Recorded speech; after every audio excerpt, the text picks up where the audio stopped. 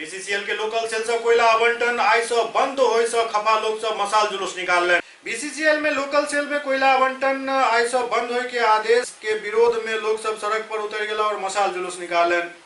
कतरास में स्थानीय local cell coal dump में कार्यरत असंगठित मजदूर सब विरोध में मसाल जुलूस निकाल कर अपन जोरदार विरोध दर्ज करौलन।